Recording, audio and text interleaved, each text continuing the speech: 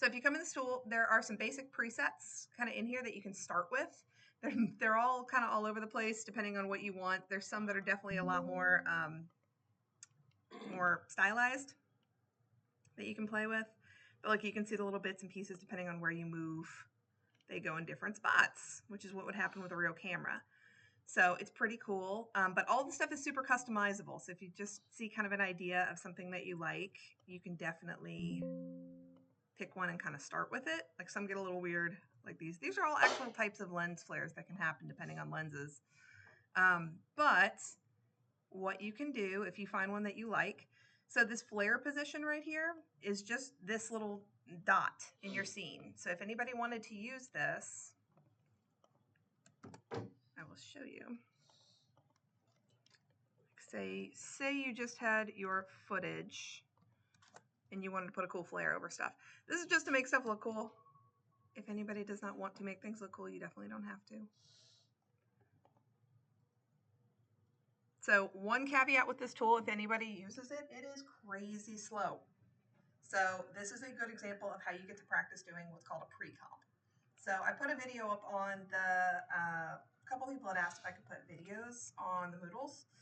So I went through and started doing that on some of these. So I have one on like pre-comping. If you, I hate this boots me up all the time. But if you go under pre-comping, I have a little video of like what a pre-comp is and all that kind of jazz. It's kind of quick and dirty of just explaining what that stuff is. But I have some stuff in there y'all can see. So, but this tool is super slow. I think I showed you if you go into it, if you ever want to go into a big crazy node, they have this little button. But it's a massive, massive, massive node. And a lot of this stuff is not happening. You can see all the stuff that's disabled. And it turns on depending on what you're using, but it's just a big node. So it's going to make your stuff go real slow. So if you want to do this, my recommendation would be to do this like a pre-comp. So what you would do is go into your footage and you got to find a point that you want your flares to stick to. So that's where that tracker that y'all all loved would come into play. But the tracker actually usually does okay with eyeballs. So like I will try it and we can see if I break anything. But what's cool is that since it is just a black dot in your eye, all you need is one. And you just cover it up. Think about how much your shot moves. See, like it's going real slow. That's why you can do the slow part and get out of it. So I'm thinking about how much my eye moves in my shot. I don't need rotation or scale for any of this because I'm just doing a 1-point track. So I could just try it and see. So I'm going to go turn on this, but I just need translation. And let's see what we get.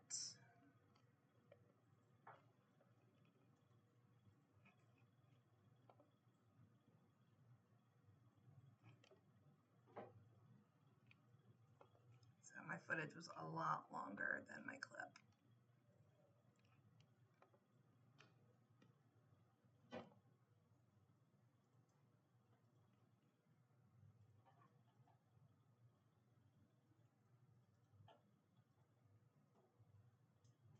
Like you can see, it's not perfect, but it's working.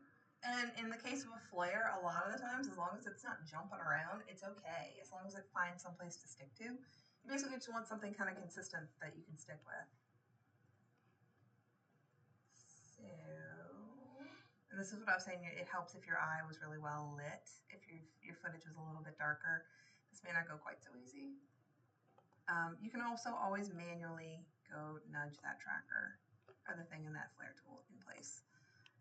So I'm going to just kind of make sure this is a little bit more accurate.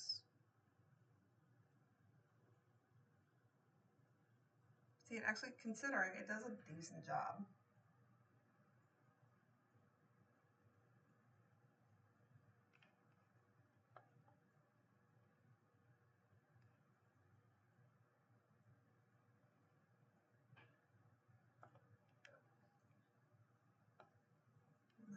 Just nudge it into place for a couple.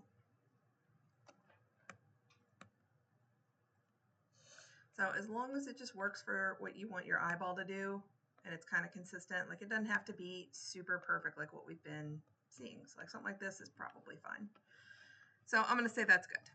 So in this case though, all I need for that tracker data in here, it just needs an X and a Y coordinate. So I actually have that already because this little point that my track is basically the exact same thing as that little flare positioning thing. So I can just copy these values here. I don't even need to use kind of all the stuff we've been using of this create and all that. I just need to steal this information right here. So I can do that. I can right click on this, and just like how y'all have been doing for setting animations and stuff or copying things, you can go copy. You can link it if you want, or you can just say copy animation if you're happy with it. And then in that flare, I can just right click on that flare position and say paste. If you paste links, you're going to want to make it do relative. If you do paste animation, you can do absolute. So I'm just going to do paste animation. But you do have to do it for X and Y, unfortunately. But if I did something like that, now if I was to take just this stuff and merge it on top, I would get, my scene getting real slow. Oh.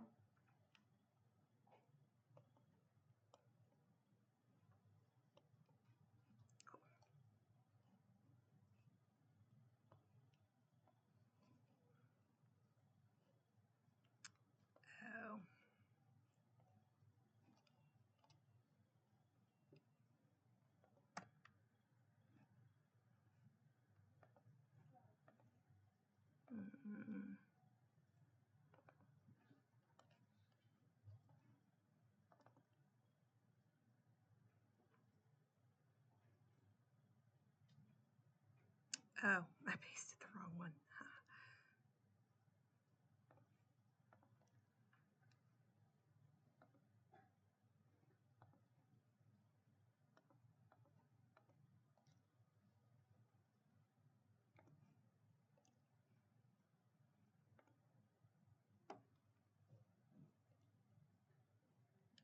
My thing's not copying.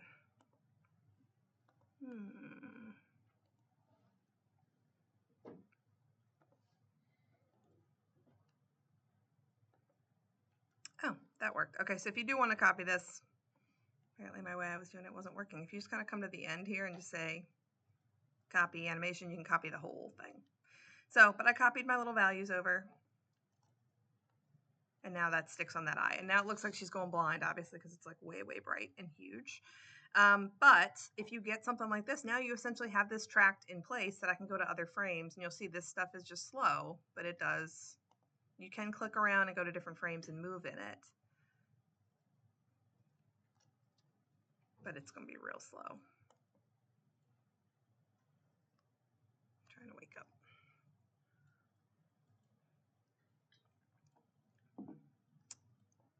Okay, but so if you want, what's kind of nice with this is then you can kind of start dialing it in. So you can dial in this, there's an overall size slider right here. And then there's all this extra stuff. So basically if there's bits and pieces here that you like, stuff you don't like, you can go turn everything on and off and adjust it independently. So there's some global color corrections here if you wanted to recolor something or change brightness. Like I could go in and go change the color if I really wanted and make it something different. So you can change colors of stuff. You can change the size, but then if you go under these little different tabs up here, it sounds like a lot of stuff and it looks like a lot of stuff, but it's pretty much kind of a guessy game. You can go through and just kind of start enabling and disabling stuff and seeing what these different things do. And if you like that stuff, then but you're like, like let's go see what my other options are in here. If you come up under any of these, they have a little collapsible deal, and inside of them is some different sliders that I usually just select the number and go up or down with the up or down arrow key, but you can kind of cycle through some different options for each of these. So it's kind of fun to like, you can kind of customize it or turn it off. But you can go through each and every one of these little parts and turn on and off, and they're like real specific, some of them. But you can go turn off the different stuff in here if you don't want it. Some of them you might kind of do this and be like, well, what did I just turn off? So just different like lens anomalies and things that can happen. So you can basically dial it in however you like it, but once you get it how you like it, we don't want to keep working like this because our shot is going to go so flippin' slow once you get all your other stuff in there and you're trying to work through it. You can't play this. If I try to hit play, it's going to freak out. So the easiest way to do that is a thing called a pre-comp. And a pre-comp is basically just anytime you have something that's super heavy that you're working with and really, really slow, you render it out so that you have it off to the side, and then you can just turn off all that heavy stuff and not have to fight with it. So in this case, the way you would do that is if you had both eyes, you'd make another one of these and merge it on top of itself. So it'd be kind of like this sort of deal.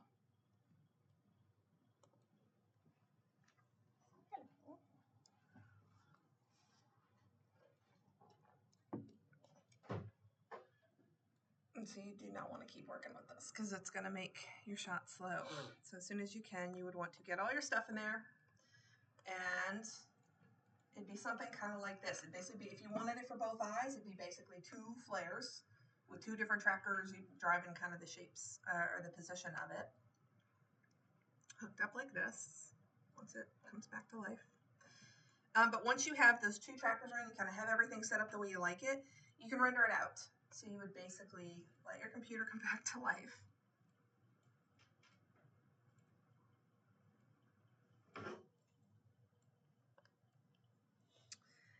So we can pretend that this is like two of them, but this would be like a left eye and a right eye type thing. For something bright, whenever we're dealing with things that are bright, like light, we always want to use an additive sort of way to merge stuff like this on top of each other. So we would want to use a plus or a screen. So I'd probably use a plus, but regardless, this would be a good pre-comp because at this point I could basically stick a write note on it, and I'm going to write this out. So this whole, like this black and white, or this black image, and I'll write one frame so I can show you. But you would want to write this out someplace so that you have a pre-comp. So like in this case, I already had a little pre-comp, but I will make a new one. But usually I like to make a folder for this. So I'll call it pre-comp example. And then inside, you're going to render out an image sequence. You're not going to render out an MOV. So we've been rendering MP4s and MOVs so far in this class, but really the way Nuke likes to work is with an image sequence. So it's basically like a stack of files. If anybody's in Maya, it's kind of like how we've had to pull stuff in with the image planes. So the way you do that is actually pretty easy, and this will make it easier for anybody in animation if they need to save out an image sequence. You call it whatever you want. So in this case, I'm going to call it like pre-comp, but then for your frame, you need to give it a frame padding so that it knows how to write out, like if you're on frame 4, it's going to say frame 4. If you're on frame 20, it'll say frame 20. It'll do all that for you, but the way you tell it to do that is dot, and then the pound key 4 times. 4 is kind of the standard frame padding, because that's basically, if I'm on frame 0, this is going to be 0, 0, 0, 0. If I'm on frame 100, it's going to be 0, 1, 0, 0. So it's just going to match. This is just saying, look at whatever frame number this is and spit out something that has 4 digits. So that's how you would do that. And then dot PNG. PNG is just kind of the accepted, universal, best image format out there for art. That tends to be what you always kind of see for an image format. If you have a need for an alpha, this does not save an alpha by default. So you can come up here and change it and add the alpha in if you need it. But for something like these flares, you shouldn't actually need it because this everything that's in the RGB is just going to be plussed on top of everything. So for something like this, I would just render this like this, but I would say render my full frame range.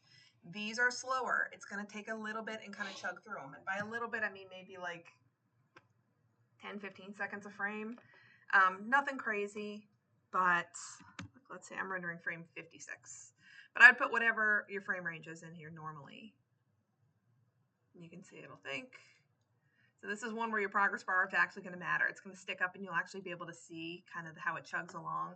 The time to go that it gives you is not typically accurate. So it might say real slow, real fast. But if I got that, so my way I usually, because I'm lazy, I don't like to have to make new write nodes and read nodes. If I just copy this whole path that I made and then just click someplace in my node graph and paste, it'll make a read node for me. And it'll error out because it wants me to go fix it's got frame padding in there. It wants me to fix that. So if I go click the little file folder, I can go actually click the files. But you can see frame 56 rendered as 0056, which is what I want. So if I read that in, I'm going to have an image just like what I had there, no alpha. But now if I go to my footage of my girl, or whoever your person is, and put it on top, over might look okay, but you definitely want to change this to an additive method. These are your two best bets. Plus is going to give you more of the highs, like those real brights. If you put screen, you can see it'll get a little duller, but different looks, different things that you might like. So you can kind of play with stuff if you do something like that. But then this, I don't even need that track anymore, but this setup here is light years faster than this. It's the exact same thing. This is the same as this. So I can take this super heavy stuff and basically render it one time and not have to fuss with it ever again. So then to make sure that I don't have to deal with my shot being slow, because Nuke likes to examine every node in your shot when you open it or when you're working in it. So it's kind of keeping a tab of whatever is in the scene. So having stuff that's heavy enabled in your scene is going to make your scene go slower. So the way you fix that is you grab all that stuff and hit D, disable it. These two really don't matter, but it's for these two especially. If you have these in your file, you could have 100 of these in your file, but if they're disabled, like now I can copy and paste it, and I say that and it actually still had to copy and paste slow. So maybe don't copy paste it, but if you have it in your scene and it's disabled, it should not cause your scene to run slow. So that is how you would do a pre-comp and then put lens flares on stuff. But this tool is actually pretty fun. If anybody gets bored, wants to kind of poke around and tinker and play. I've made some really cool flares before for this. What's kind of cool is this tool is actually in like, I think every major studio uses this tool. So like you can find every flare from like Avengers and all the different movies. It was this tool. So it's a lot of compositors have struggled through the slowness of this tool. But that is how you would do a pre-comp. And it doesn't just apply for this. You can do it for anything. So if you make all your masks and you don't want to have to, it's taking too long to load, you could render a pre-comp. You shouldn't have to do that. But for like our later projects that we're going to do, if anybody has stuff that's a little bit slow, you can always pre-comp stuff to make things go a little bit quicker. So that is how you would do a flare with a pre-comp.